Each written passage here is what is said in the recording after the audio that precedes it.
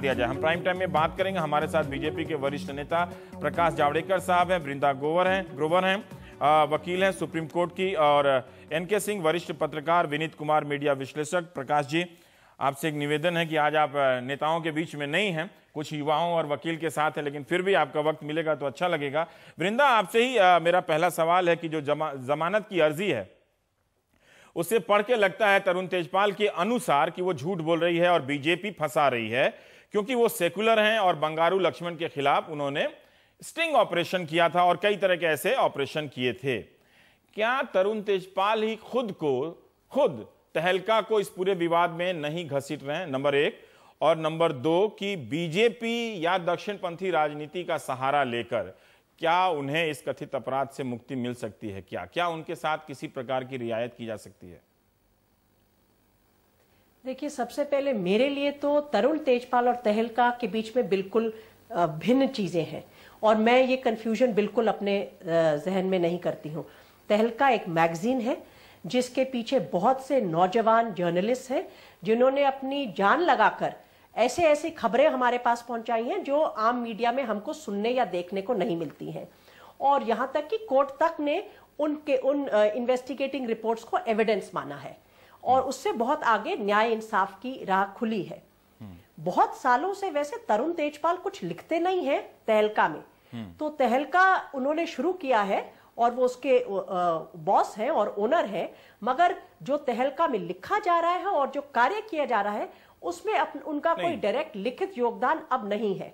नहीं, जो तरुण तेजपाल ने गुनाह किया है, जो मैनेजमेंट है जो इस तरह के फैसले ले रहा है, जिस पर कई लोग सवाल उठा रहे हैं, अगर तरुण तेजपाल कहें कि चूंकि उन्होंने तहलका में स्टिंग किया, तहलका में बीजेपी के खिलाफ लिखा, बीजेपी उनके, हालांकि फैक्ट यह है, तथ्य यह है कि आज ही कोई लेना देना नहीं है, आज ही नहीं। क्या तरुण तेजपाल, मेरा सवाल आपसे है कि आपकी नजर में क्या तरुण तेजपाल खुद ही तहलका और उसकी विरासत को नहीं घसीट रहे हैं इस अपराध में या इस विवाद में? वो इसका इस्तेमाल कर रहे हैं। हाँ। वो इसका इस्तेमाल कर रहे हैं। हाँ। सिर्फ अपने निजी फायदे के लिए। हाँ। और ये जरूरी है कि हम लोग उन दोनों को अलग तरीके से देखें। वो जो तहलका का काम है, जो तहलका ने आज अपने लिए एक छवि बनाई है, उसका इस्तेमाल अपने निजी फायदे के लिए कर रहे हैं, जब उनके खिलाफ एक बहुत ही घिनौने अपराध की एलिगेशंस है अपनी जान बचाने के लिए। इससे ज्यादा इंसान कितना नीचे गिर सकता है? एक टेक्निकल अपने दर्शकों के लिए मैं जानना चाहता हूं कि जो उन्होंने उसके बारे में व्यक्तिगत तरीके से लिखा है कि गलत आरोप लगाया है और उस घटना के बाद भी वो सामान्य रूप से उन जगहों पर अपने दोस्तों के साथ घूमती फिरती पाई गई और बहुत ज्यादा प्रताड़ित नजर नहीं आ रही थी, इन सब बातों का कानूनी मतलब क्या है? मैं इससे पहले कि प्रकाश जी के पास जाऊं, लेकिन फिर भी मैं अपने लिए भी जानना चाहता हूं कि ये बाद में कहना, आप एक बार माफी मांग रहे हैं और फिर बाद में कह रहे हैं कि वो वहां पर सामान्य थी और सीसीटीवी से इसे देखा जा सकता है। देखिए, इसमें दो बातें हैं। पहले कि हाँ, सही है, किसी के ऊपर भी अगर आरोप लगेंगे तो उसको अपने आप को डिफेंड करने का पूरा अधिकार है, कानून में उसके लिए पूरे अधिकार है, मगर क्या आप उस अधिकार को इस तरह इस्तेमाल करेंगे? एक बेल पिटीशन के जरिए आप उस महिला की, उस औरत की चरित्र पर आपने सवाल उठाए हैं। आप कह रहे हैं, देखिए, अगर किसी के साथ ऐसा हुआ होता बिना उसकी मर्जी के, तो क्या वो घूम रही होती?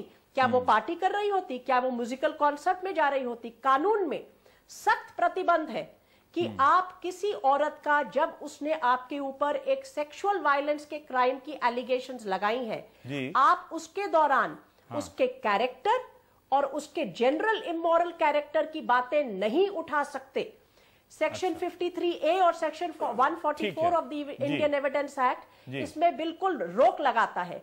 ये बहुत दुखद बात है कि फिर से बेल पिटीशन के द्वारा इस तरह की बातें उठाई जा रही है। इसका असर क्या होता है कि औरतें डरती हैं इन बातों को क्यों आगे नहीं लाती, क्योंकि फिर समाज में इस तरह की बातें की जाती हैं, लोग इसके मजाक उड़ाते हैं। ये दोबारा उसका प्रयास है।